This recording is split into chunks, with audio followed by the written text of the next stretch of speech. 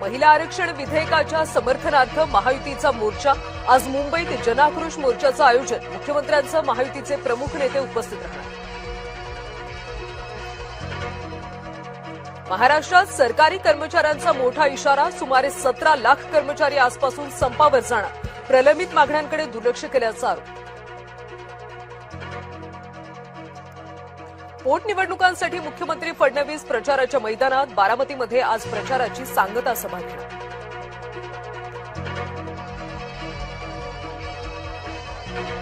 विधान परिषदेसाठी एकनाथ शिंदेंचं धक्कातंत्र, शिंदेंनी बच्चू कडूंना विधान परिषदेची ऑफर दिली, सूत्रांची माहिती। बच्चू कडू कोणता निर्णय घेणार याकडे लक्ष। भोंदू खराच्या संपत्तीवर ईडीकडून टाच येणार, सूत्रांची माहिती।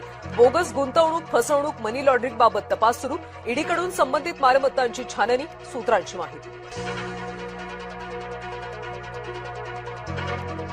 नाशिकच्या धर्मांतर प्रकरणी मोबाईल जप्त, व्हॉट्सअप ग्रुपची माहिती हाती, ग्रुप लीडरकडून आक्षेपार्ह मेसेज पाठवून तरुणींचा छळ, ऑफिसच्या नेटचा पासवर्ड अश्लील नावाने ठेवायचा, सूत्रांची माहिती।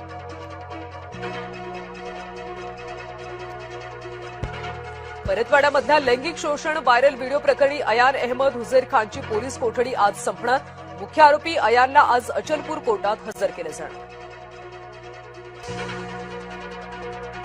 सहर शेखचं इन्स्टाग्राम स्टेटस चर्चेत, शेखने इन्स्टाग्रामवर स्टेटस ठेवत विरोधकांना डिवचलं।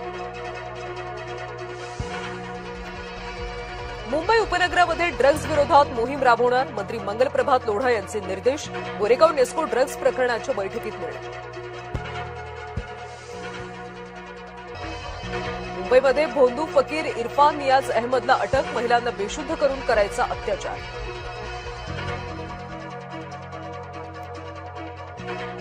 मराठी सक्तीचा निर्णय मागे न घेतल्यास आंदोलन करणार, रिक्षा टॅक्सी चालकांच्या स्वाक्षऱ्यांचं निवेदन देण्यास संघटना आक्रमक।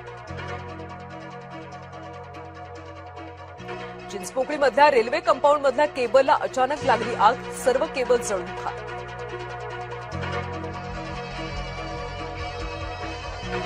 विदर्भात पुन्हा उष्णतेच्या लाटेचा इशारा, हवामान विभागाचा अंदाज, तर अमरावतीमध्ये सर्वाधिक 43.4 अंश तापमानाची नोंद।